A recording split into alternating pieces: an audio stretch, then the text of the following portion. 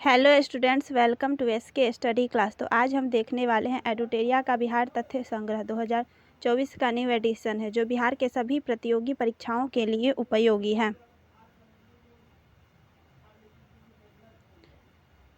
तो चलिए देखते हैं। सामान्य परिचय। 12वीं सदी में बौद्ध विहारों की बहुलता के कारण इस क्षेत्र का नाम बिहार पड़ा। बौद्ध अनुयायियों के प्रार्थना स्थल को बिहार कहा जाता था। इनमें बौद्ध भिक्षुक निवास करते थे। भौगोलिक स्थिति बिहार का जो है वह उत्तर पूर्व में बिहार जो है वह स्थित है। भारत के मैप दिया गया है यहाँ पे बिहार का, कि बिहार की जो विस्तार है वह 24 डिग्री 20 मिनट 10 सेकेंड उत्तरी अक्षांश से 27 डिग्री 31 मिनट उत्तरी अक्षांश तक है, और 83 डिग्री 19 मिनट 50 सेकेंड पूर्वी देशांतर से लेकर के 88 डिग्री 17 मिनट 40 सेकेंड पूर्वी देशांतर तक विस्तार है। पूरब से पश्चिम की विस्तार जो है वह 483 किलोमीटर है, और उत्तर से दक्षिण का जो विस्तार है वह 345 किलोमीटर है।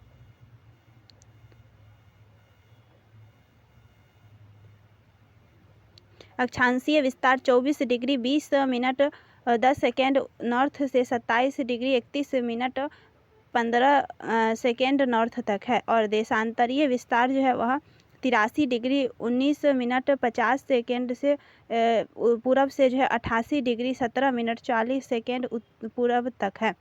राज्य की आकृति जो है वह आयताकार है। 12 दिसंबर 1911 को दिल्ली दरबार में पृथक बिहार प्रांत बनाने की घोषणा की गई।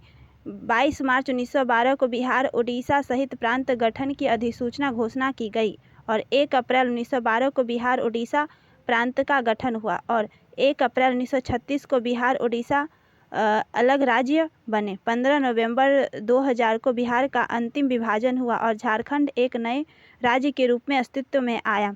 46% भूभाग के साथ झारखंड 28वां राज्य बना भारत का। बिहार का स्थापना दिवस जो है वह 22 मार्च है। क्षेत्रफल जो है वह 94,163 वर्ग किलोमीटर है। भारत के कुल क्षेत्रफल का 2.86% है बिहार। भारत का 12वां राज्य है क्षेत्रफल के अनुसार। कुल जनसंख्या 10,40,99,452 है जनगणना 2011 के अनुसार। भारत के कुल जनसंख्या का 8.60% है। भारत का तीसरा बड़ा राज्य जनसंख्या के अनुसार बिहार है। लंबाई जो है वह उत्तर से दक्षिण 345 किलोमीटर है, और पूरब से पश्चिम जो है वह 483 किलोमीटर है। समुद्र तल से ऊंचाई 173 फीट है 53 मीटर पे।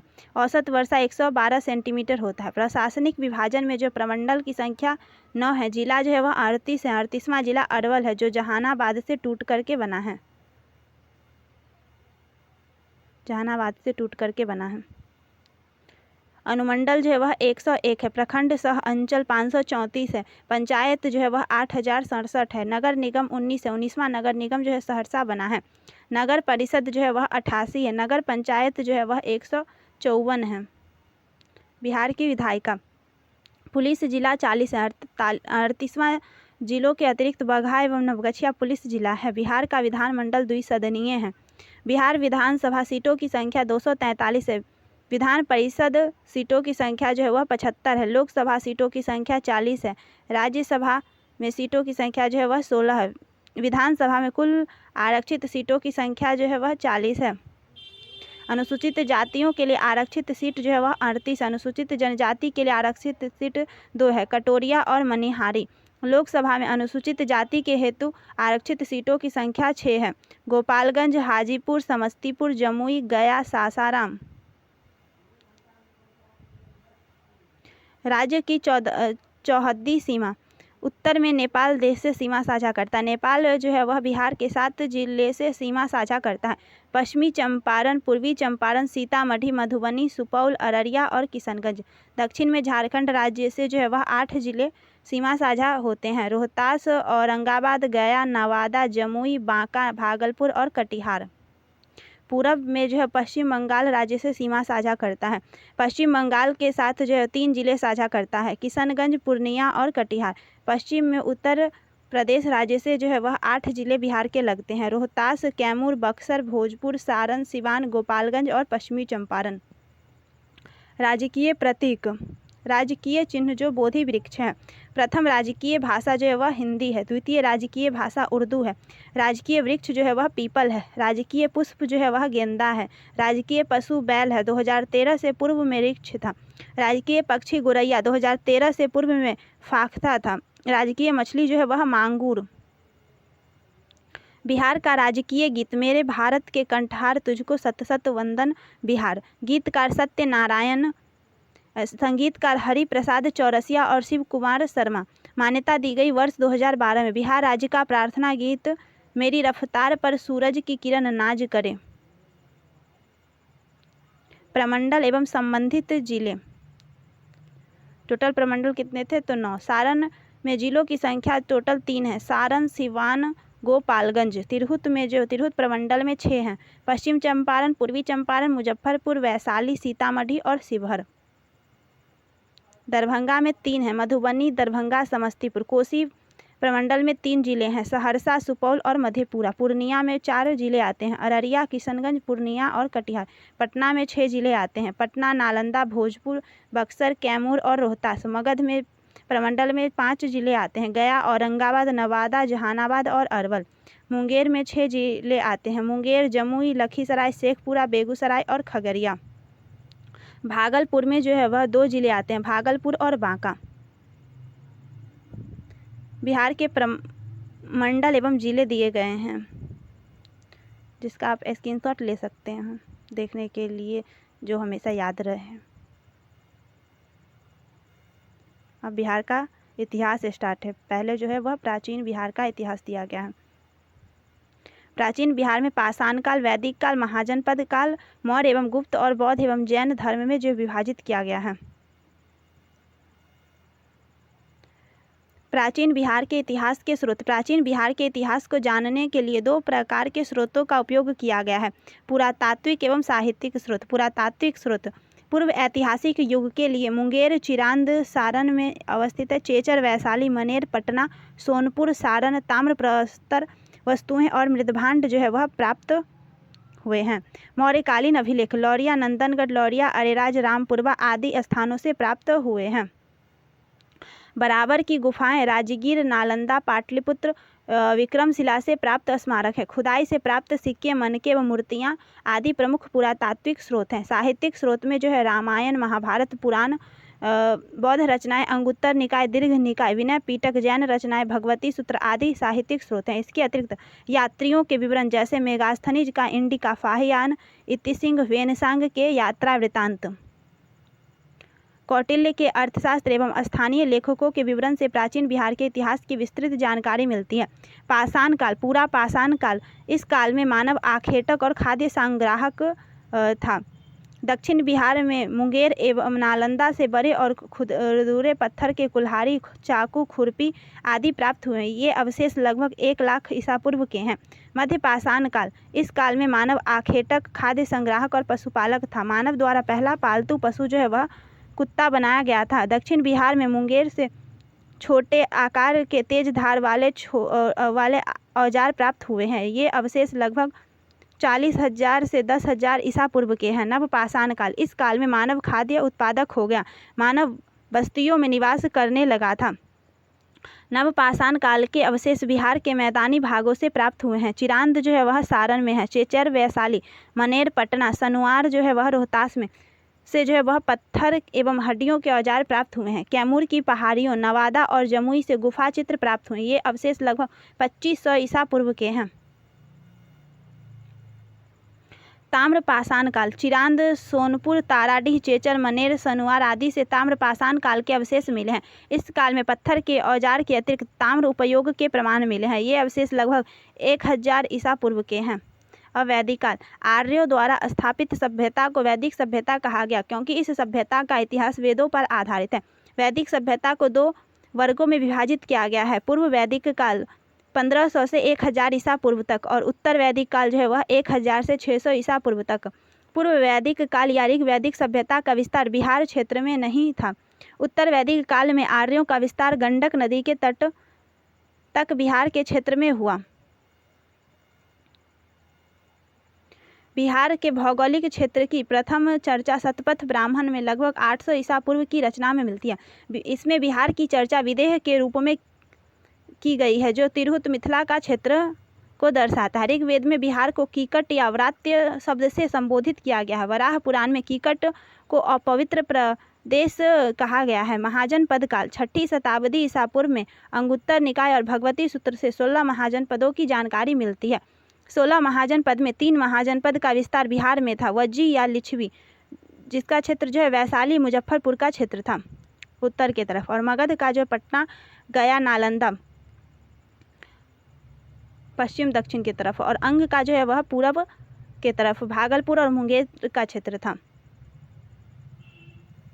वज्जी संघ महाजनपद। वज्जी संघ 8 राज्यों का संघ था। अठकुल, वज्जी, लिच्छवी, ज्ञात्रिक, विदेह, उग्र, भोग, कुरु और इक्ष्वाकु इस संघ के 8 जनपद थे। वज्जी संघ में सबसे प्रसिद्ध जनपद जो है वह लिच्छवी जनपद था। लिच्छवी की राजधानी जो वैशाली थी। वैशाली नगर की स्थापना राजा विशाल ने की थी। लिच्छवी के अतिरिक्त मिथिला के विदेह तथा कुंडग्राम के ज्ञात्रिक वज्जी संघ के प्रमुख जनपद थे। वज्जी संघ या लिच्छवी को विश्व के प्रथम गणतंत्र की संज्ञा दी गई है। मगध महाजनपद। मगध राजनीतिक, आर्थिक एवं भौगोलिक कारण से सभी महाजनपदों में सबसे अधिक शक्तिशाली महाजनपद था। मगध की प्रारंभिक राजधानी गिरिव्रज या राजगृह थी। यह 5 पहाड़ियों से घिरा हुआ था। मगध का विस्तार पटना से गया क्षेत्र में था। मगध एवं अंग महाजनपद का वर्णन सर्वप्रथम अथर्ववेद में मिलता है। अंग महाजनपद। अंग महाजनपद का विस्तार भागलपुर और मुंगेर के क्षेत्र में था। अंग महाजनपद की राजधानी चंपा थी। अंग के अंतिम शासक ब्रह्मदत्त को हराकर मगध शासक बिंबिसार ने अंग को मगध में मिला लिया।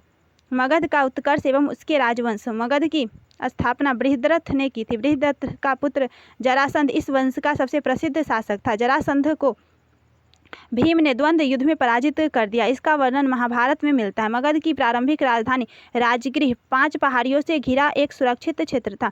मगध उर्वर भूमि, नदियों की उपलब्धता, खनिज एवं वन संसाधन की उपलब्धता के कारण आर्थिक रूप से संपन्न क्षेत्र था। बृहद्रथ वंश का अंतिम शासक जो है वह रिपुंजय था।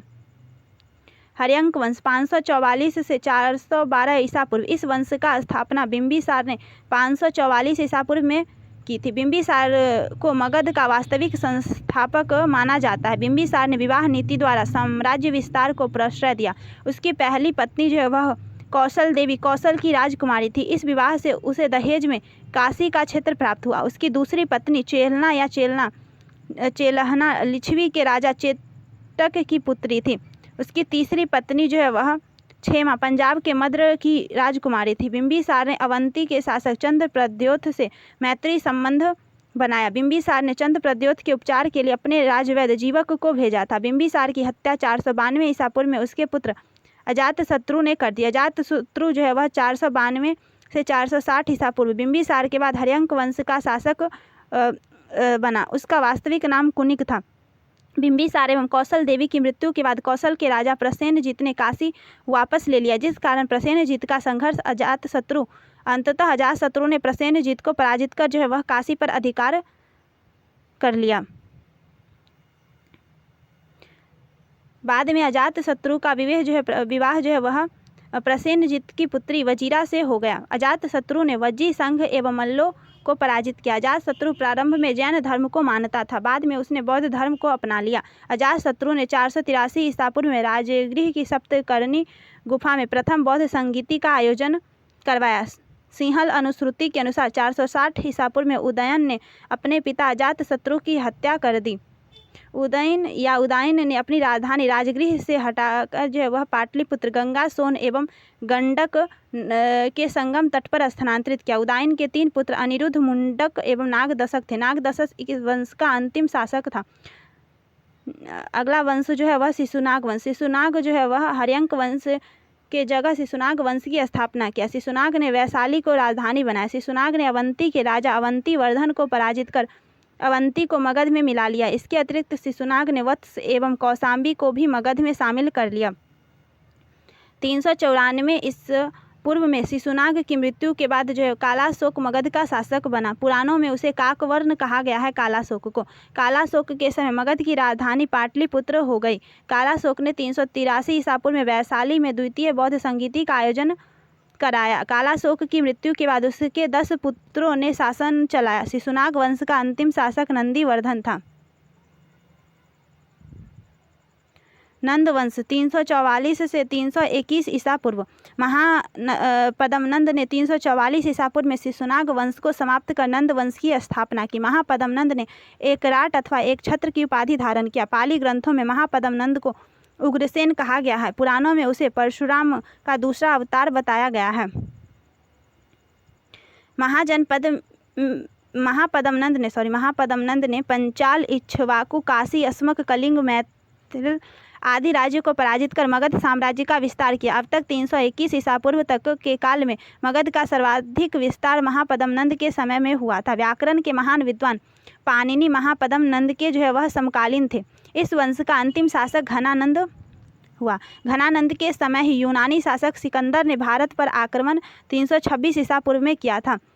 नंद वंश आर्थिक एवं सैन्य रूप से काफ़ी संपन्न था। मगध की सैन्य शक्ति के डर से ही सिकंदर ने सेना ने व्यास पार करने से इनकार कर दिया। घनानंद ने अपने दरबार में विद्वान ब्राह्मण चाणक्य का अपमान किया था। चाणक्य ने चंद्रगुप्त मौर्य की सहायता से घनानंद की हत्या करवा दी। नंद वंश के पतन के बाद चंद्रगुप्त मौर्य के नेतृत्व में मौर्य वंश की स्थापना हुई।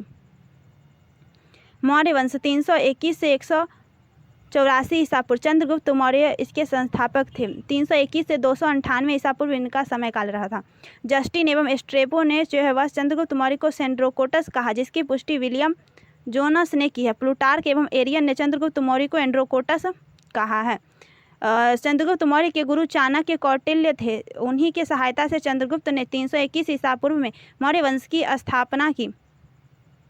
चंद्रगुप्त मौर्य ने 305 ईसा पूर्व में सिकंदर के उत्तराधिकारी सेल्यूकस निकेटर के साथ युद्ध किया। युद्ध के पश्चात संधि में चंद्रगुप्त को काबुल, कांधार, मकरान, हेरात का क्षेत्र प्राप्त हुआ। बदले में चंद्रगुप्त ने सेल्यूकस को 500 हाथी उपहार में दिए। युद्ध पश्चात चंद्रगुप्त मौर्य का विवाह यूनानी राजकुमारी हेलन कार्नेलिया सेल्यूकस की पुत्री से हुआ। सेल्यूकस ने चंद्रगुप्त मौर्य के दरबार में राजदूत मेगास्थनीज को भेजा। मेगास्थनीज ने इंडिका पुस्तक की रचना की थी।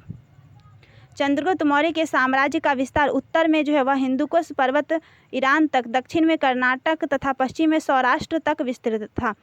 चंद्रगुप्त मौर्य के शासन के अंतिम वर्षों में मगध में 12 वर्षों का भीषण अकाल पड़ा। चंद्रगुप्त मौर्य अपनी राजगद्दी त्याग कर श्रवणबेलगोला कर्नाटक में चंद्रगिरी पर्वत पर तपस्या करने चला गया। चंद्रगुप्त मौर्य जैन धर्म को मानता था। 298 ईसा पूर्व में उसने जैन उपवास पद्धति संलेखना द्वारा अपने प्राण त्याग दिए।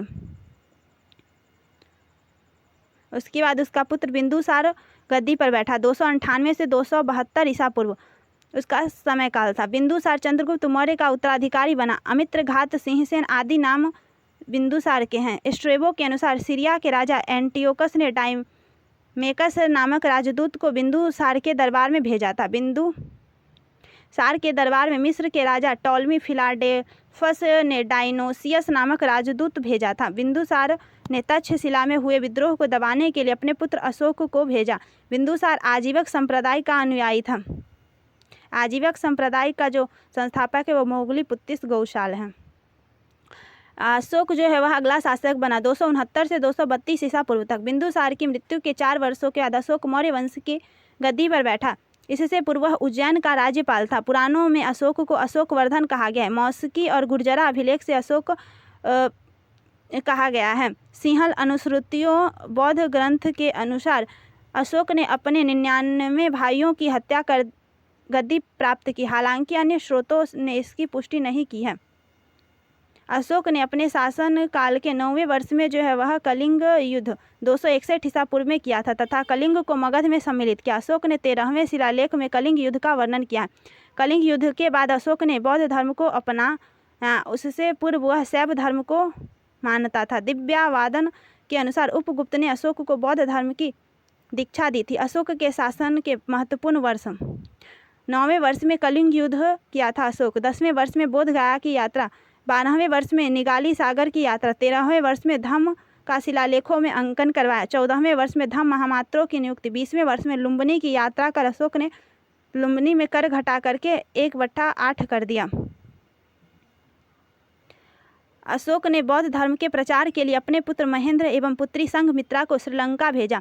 अशोक ने तीसरी बौद्ध संगीति का आयोजन पाटलिपुत्र में कराया। अशोक ने लगभग 37 वर्ष तक शासन किया। उसकी मृत्यु 232 ईसा पूर्व में हो गई। अशोक के बाद उसके 10 उत्तराधिकारियों का शासन किया। ये उत्तराधिकारी कुणाल, बंधु पालित, इंद्रपालित, दसोन, दशरथ, संप्रति, शालीशुक, देवाधमन, सतधनुष एवं बृहद्रथ थे। मौर्य वंश का अंतिम शासक बृहद्रथ था। मौर्य वंश का शासनकाल 137 वर्षों का था।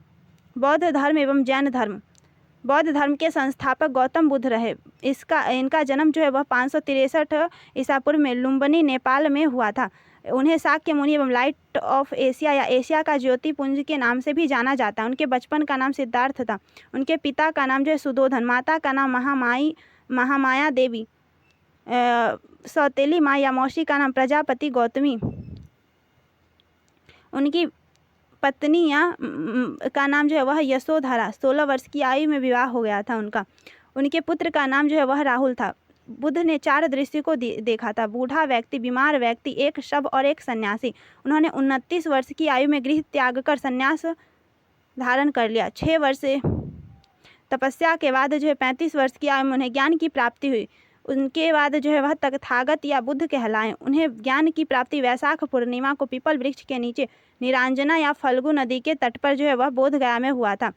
बौद्ध धर्म के 4 आर्य सत्य हैं: दुख, संसार दुख में है, दुख समुदाय, दुख का कारण तृष्णा है, दुख निरोध, दुख निवारण हेतु तृष्णा पर विजय आवश्यक है, दुख निरोध मार्ग, दुख निवारण हेतु अष्टांगिक मार्ग आवश्यक है। बौद्ध धर्म का अष्टांगिक मार्ग: सम्यक दृष्टि, सम्यक संकल्प, सम्यक वाक्, सम्यक कर्म, सम्यक आजीव, सम्यक व्यायाम, सम्यक स्मृति, सम्यक समाधि। बौद्ध धर्म के त्रिरत्न जो है बुद्ध, धम्म और संघ है। बुद्ध ने किस मार्ग का प्रतिपादन किया? मध्यम मार्ग का।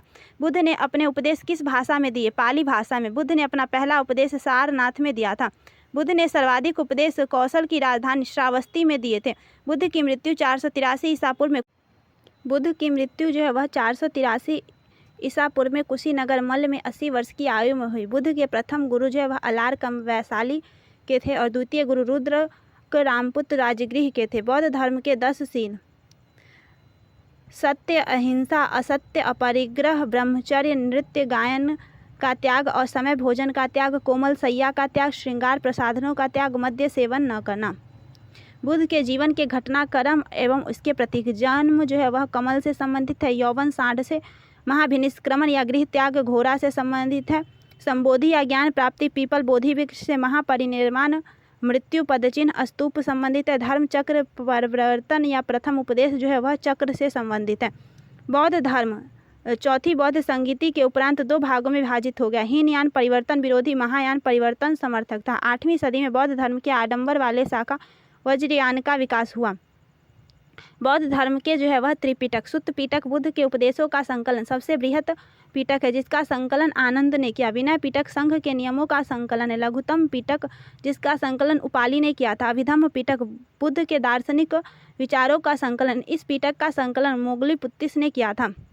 बौद्ध संगीति और सभा कब कब हुआ? तो प्रथम जो है वह 483 ईसा पूर्व में राजगृह अजातशत्रु शासक रहा था और अध्यक्ष महाकश्यप सुत्त पिटक विनय पिटक की रचना 383 ईसा पूर्व में द्वितीय वैशाली में हुआ था। कालाशोक और सावक गामी जो है अध्यक्ष रहा था। महासंघिक एवं स्थविर के रूप में विभाजित हुआ। तृतीय बौद्ध संगीति 251 ईसा पूर्व में पाटलिपुत्र में अशोक के समय में मोगलीपुत्तिस जो है अध्यक्ष और अभिधम्म पिटक का संकलन हुआ था। चतुर्थ बौद्ध संगीति जो है वह ईस्वी की प्रथम शताब्दी में कुंडलवन कश्मीर कनिष्क के शासनकाल में वसुमित्र अध्यक्ष और अश्वघोष उपाध्यक्ष महायान एवं हीनयान में विभाजित हो गया। बौद्ध धर्म का परम लक्ष्य है निर्वाण की प्राप्ति। बुद्ध के पुनर्जन्म की कथा जो है जातक कथा में मिलती है। चैत्य बौद्ध धर्म का जो है वह पूजा घर हुआ करता था। स्तूप बौद्ध धर्म के पवित्र अवशेषों का संग्रहण स्थल। विहार बौद्ध भिक्षुओं का निवास स्थान। जैन धर्म के संस्थापक ऋषभदेव थे। वे जैन धर्म के प्रथम तीर्थंकर थे। उन्हें आदिनाथ ऋषभनाथ भी कहा जाता था। जैन धर्म में कुल 24 तीर्थंकर हुए। 23वें तीर्थंकर पारस्वनाथ का जन्म काशी में हुआ था। पिता जो है वह अश्वसेन काशी के राजा थे। ज्ञान की प्राप्ति समेत शिखर पर हुई थी। उन्हें 4 महाव्रत की शिक्षा दिया था: सत्य, अहिंसा, सत्य और अपरिग्रह।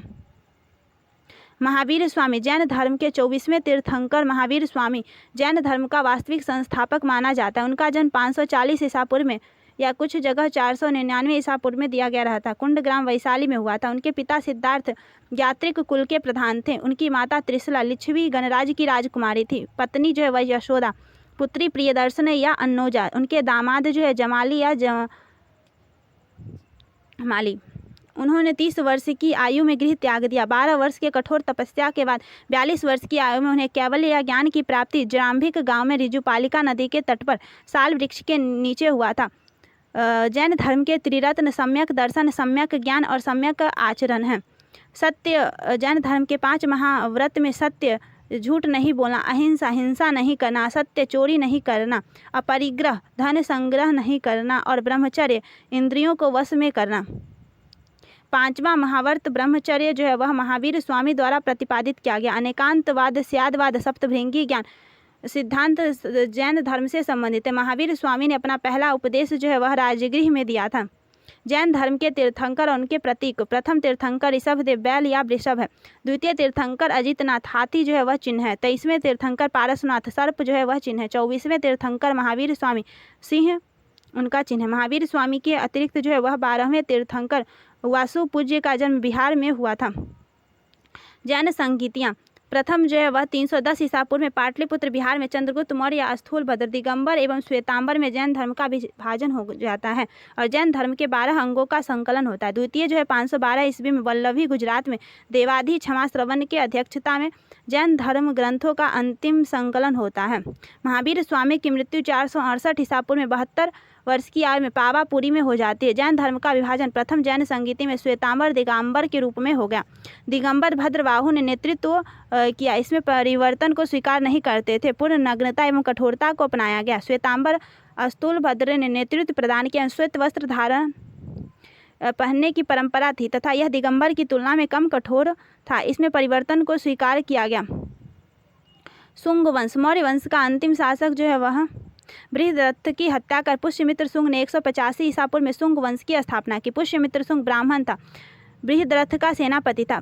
पुष्यमित्र ने सेनानी की उपाधि धारण की थी। उसने यवनों के आक्रमण को विफल किया था। पुष्यमित्र ने 2 अश्वमेघ यज्ञ करवाए। पुरोहित जो है वह पतंजलि थे। पुष्यमित्र के मृत्यु के बाद अग्निमित्र 148 ईसा पूर्व में राजा बना। कालिदास के नाटक मालविका अग्निमित्र में अग्निमित्र और मालविका का जो है वह प्रेम प्रसंग मिलता है। इस वंश का अंतिम शासक जो है वह देवभूति था। कन्नव वंश का स्थापना वसुमित्र ने देवभूति की हत्या कर की। वसुमित्र शुंगों की आमत्य मंत्री थे। कन्नव भी ब्राह्मण वंश का था। इस वंश का अंतिम शासक सुशर्मा था। सातवाहन वंश के संस्थापक शिमुक ने सुशर्मा की हत्या कर कन्नव वंश का अंत कर दिया। और कुषाण वंश भारत आने वाला। विदेशियों में कुषाण सबसे अंतिम थे। विदेशियों के आने का क्रम हिंद, यूनानी, शक, पहलव और कुषाण। इसका ट्रिक है ISPK। हिंद, यूनानी, एस से शक और पी से पहलव और के से कुषाण, ऐसे याद कर सकते हैं। कुषाण चीन के यूची तोखरी जाति से संबंधित थे। कुषाण वंश के संस्थापक कुजुल कडफिसस थे। इस वंश का सबसे प्रमुख शासक कनिष्क था। कुषाण वंश की राजधानी पुष्कर, पेशावर या मथुरा थी। अश्वघोष जिन्होंने बुद्ध चरित की रचना की थी, कनिष्क ने पाटलिपुत्र से विजित किया। कनिष्क के समय में गांधार एवं मथुरा कला का विकास हुआ। कनिष्क ने चौथी बौद्ध संगीति का आयोजन कुंडलवन कश्मीर में करवाया। कनिष्क ने 78 ईस्वी में राजा बनने के अवसर पर शक संवत चलवाया था। कनिष्क के समय सिल्क मार्ग पर कुषाणों का आधिपत्य था। गुप्त वंश की स्थापना श्री गुप्त ने जो 240 से 280 ईस्वी में की थी। श्री गुप्त उसका उत्तराधिकारी रहा था। घटोत्कच गुप्त 280 से 320 ईस्वी तक था। वह प्रथम गुप्त शासक था जिसने महाराजा की उपाधि धारण की। चंद्रगुप्त मौर्य गुप्त वंश का वास्तविक संस्थापक। 320 से 335 ईसा पूर्व शासनकाल। चंद्रगुप्त प्रथम को ही माना जाता है वास्तविक संस्थापक। उन्होंने 320 ईस्वी में गुप्त संवत चलवाया था। चंद्रगुप्त प्रथम ने लिच्छवियों की राजकुमारी कुमार देवी से विवाह किया था। वह प्रथम गुप्त शासक था जिसने महाराजाधिराज की उपाधि धारण की। समुद्रगुप्त 335 से 375 ईस्वी। इतिहासकार स्मिथ ने समुद्रगुप्त को भारत का नेपोलियन कहकर संबोधित किया है। समुद्रगुप्त ने परक्रमांक, अप्रतिरथ आदि की उपाधि धारण की थी। समुद्रगुप्त के अभियानों की चर्चा हरिसेन द्वारा रचित प्रयाग प्रशस्ति से मिलती है। उसने उत्तरा पथ के 9 राजाओं तथा दक्षिणा पथ के 12 राजाओं को विजित किया था। समुद्रगुप्त को कविराज भी कहा गया है।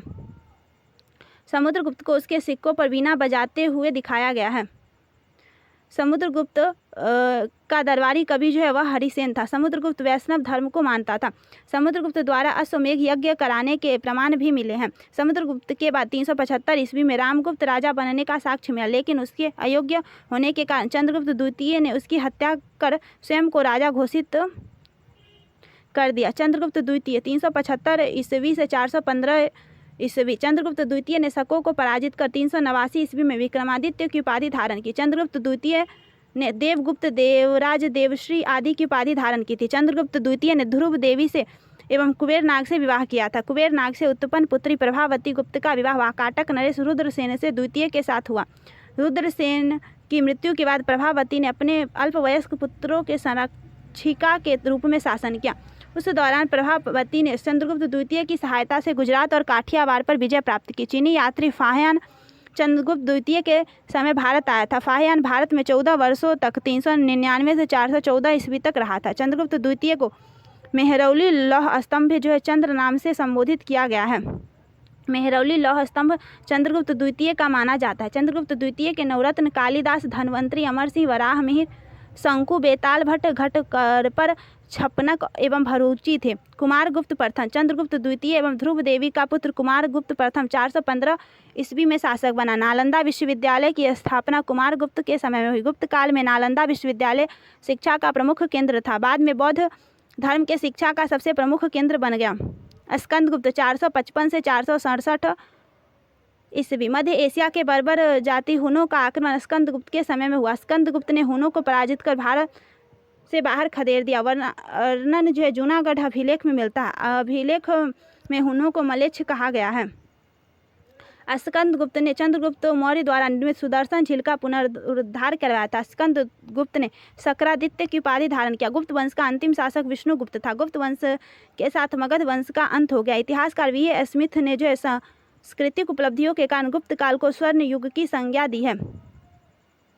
पाल वंश की स्थापना गोपाल ने जो है 750 ईस्वी में की थी। गोपाल ने उदंतपुरी विश्वविद्यालय की स्थापना बिहार शरीफ में की थी। इस वंश का सबसे प्रमुख शासक धर्मपाल था। धर्मपाल ने विक्रमशिला विश्वविद्यालय भागलपुर की स्थापना की। सोमपुर महाविहार वर्तमान बांग्लादेश में निर्माण धर्मपाल ने करवाया था। धर्मपाल ने त्रिपक्षीय संघर्ष में प्रतिहार एवं राष्ट्रकूटों से संघर्ष किया था। धर्मपाल प्रतिहार शासक वत्सराज से पराजित हुआ था। धर्मपाल ने राष्ट्रकूट शासक ध्रुव और प्रतिहार शासक वत्सराज को पराजित कर उसने कुछ समय के लिए कनौज पर अधिकार कर लिया। धर्मपाल ने उत्तरा पथ स्वामी की उपाधि धारण की। धर्मपाल के बाद उसका पुत्र देवपाल 810 ईस्वी में शासक बना। देवपाल ने मुंगेर को अपनी राजधानी बनाया था। देवपाल ने जावा इंडोनेशिया के शैलेंद्र वंशीय शासक बालपुत्र देव को जो है नालंदा में विहार बनवाने के लिए 5 गांव दान में दिए थे। देवपाल के बाद विग्रहपाल, महीपाल, रामपाल आदि ने शासन किया। पालकालीन कांस्य की मूर्तियां अपनी कलात्मकता के लिए काफ़ी प्रसिद्ध थी। धीमन एवं बिठपाल इस कला के प्रवर्तक माने जाते थे। प्राचीन बिहार के इतिहास में विभिन्न वंश शासक एवं उसकी राजधानियाँ। बृहद्रथ वंश का गिरिव्रज राजगृह मगध की प्रथम राजधानी रही थी। बिंबिसार गिरिव्रज राजगृह। उदयन का पाटलिपुत्र। शिशुनाग का वैशाली। कालासो का पाटलिपुत्र। नंद वंश का पाटलिपुत्र रहा था। मौर्य वंश का पाटलिपुत्र। कुषाण का पुरुषपुर एवं मथुरा। गुप्त वंश का पाटलिपुत्र। पाल वंश का जो है वह मुंगेर। प्राचीन बिहार के प्रमुख साहित्य। अर्थशास्त्र कौटिल्य राज्य प्रबंधन के लिए प्रसिद्ध है। बुद्ध चरित्र अश्वघोष का है। बौद्ध धर्म का महाकाव्य। प्रज्ञा पारमिता जो है नागार्जुन का। शून्यवाद का सिद्धांत है। CU की फेनसांग की भारत का यात्रा विवरण दिया गया है। इंडिका मेगास्थनीज मौर्य साम्राज्य का विवरण। मिलिंद पन्हो नागसेन बैक्ट्रियन शासक मिनांडर एवं नागसेन के वार्तालाप का संग्रहण। ललित विस्तार बुद्ध की लीलाओं का वर्णन। महावंश श्रीलंका के राजाओं का वर्णन है। जातक कथाएं बुद्ध के पुनर्जन्म की कहानियां हैं।